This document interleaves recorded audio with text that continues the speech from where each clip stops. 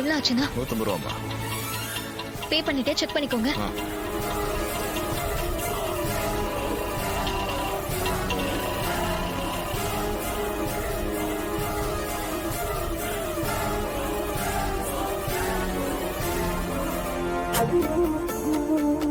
அக்கா, என்ன ரேவதி, அந்த வசந்தா பொண்ணு கூட்டிட்டு வந்துட்டீங்களா?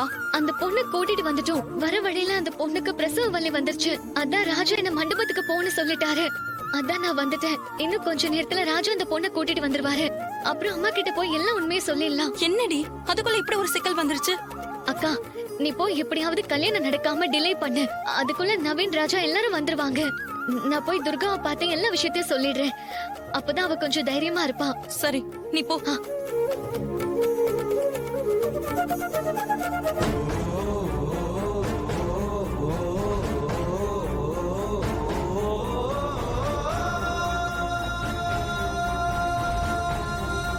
துர்கா, அக்கா,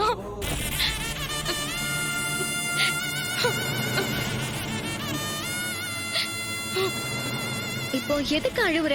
அக்கா, பொழுது விடிஞ்சு முகூர்த்த நேரமும் வந்துடுச்சு. இன்னும் நவீன காணுமேக்கா. அதான் கலக்கமா இருக்கு. உன் எல்லா பிரச்சனையும் இன்னும் கொஞ்ச நேரத்துல சால்வ் ஆயிடும். உனக்கு பாத்திருக்கிற மாப்பிள்ள, அவங்க அப்பா அம்மா எல்லாரும் ஃப்ராடுன்னு தெரிஞ்சு போச்சு. அதுக்கான எவிடன்ஸ் எல்லாமே ராஜா கையில இருக்கு. இன்னும் கொஞ்ச நேரத்துல அவர் இங்க வந்துருவாரு. அந்த எவிடன்ஸ் எல்லாத்தையும் அம்மா கிட்ட காட்டி இந்த கல்யாணத்தை நிறுத்திடுவாரு. அப்புறம் நவீன பத்தி அம்மா கிட்ட பேசி கன்வின்ஸ் பண்ணி உனக்கும் நவீனுக்கும் கல்யாணத்தை பண்ணி வச்சிருவாரு. நீ கவலையே படாத.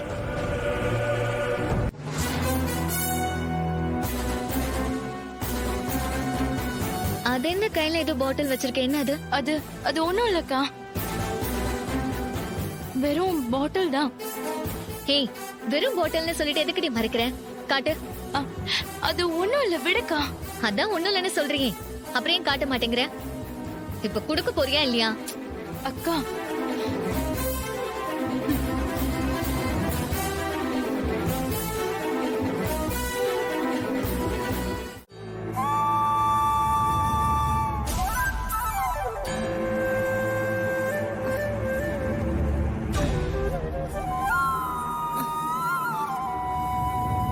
ஒண்ணு இல்லம்மா, உங்களுக்கு பெண் குழந்தை பிறந்திருக்கு.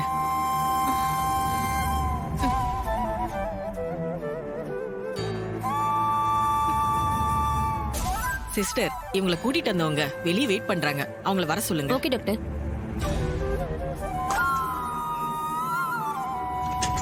சார், நீங்க கூட்டிட்டு வந்த லேடிக்கு குழந்தை பிறந்துருச்சு. பெண் குழந்தை பிறந்திருக்கு. டாக்டர் உங்களை கூப்பிடுறாங்க, போங்க. சரிங்க. Excuse me doctor. வாங்க சார். சார், இவங்களை சரியான நேரத்துல கொண்டு வந்து சேர்த்ததுனால நார்மல் டெலிவரி ஆயிடுச்சு. 2-3 நாள் ட்ரீட்மெண்ட் எடுத்துட்டு அதுக்கப்புறம் கூட்டிட்டு போலாம் சார். இவங்க வந்து உண்மையை சொன்னாதான் தப்பா நடக்கிறதுக்கு ஒரு கல்யாணம் நிற்கும். இவங்க இப்ப இருக்கிற நிலைமையில வர முடியாது. ஆமா, இவங்க எங்கேயும் போகாம எங்க அப்சர்வேஷன்ல இருக்கிறது தான் நல்லது. ஓகே டாக்டர், ஒன்றும் பிரச்சனை இல்லை. அவங்க இங்க இருக்கட்டும், நான் பாத்துக்கிறேன். சார், அப்புறம் எப்படி நான் மண்டபத்துக்கு வந்து உண்மையை சொல்றது? அதெல்லாம் ஒன்றும் பிரச்சனை இல்லைங்க, நான் பாத்துக்கிறேன். இல்ல சார், நான் நேர்ல வந்து உண்மையை சொல்றேன் சார். இல்லைங்க, டாக்டர் தான் நீங்க எங்கேயும் போக கூடாதுன்னு சொல்றாங்கல்ல. சார், நீங்க என் உயிரை காப்பாத்தி என் குழந்தை உயிரையும் காப்பாத்திருக்கீங்க. உங்களுக்காக நான் மண்டபத்துக்கு வந்து அந்த ராஸ்கலை பத்தின உண்மையை சொல்றேன் சார்.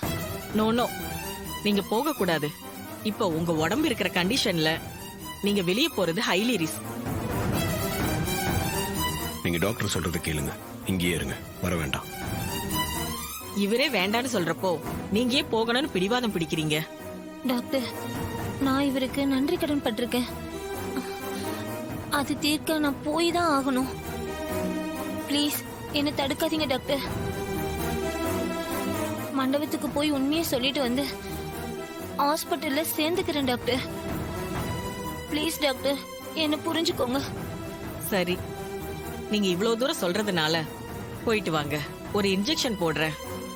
உங்க ஹெல்த்துக்கு எந்த ப்ராப்ளமும் வராது. ரொம்ப தேங்க்ஸ் டாக்டர். சார், இவங்களை கொஞ்சம் கேர்ஃபுல்லா கூட்டிட்டு போங்க. சரிங்க டாக்டர், நான் பாத்துக்கிறேன். ம்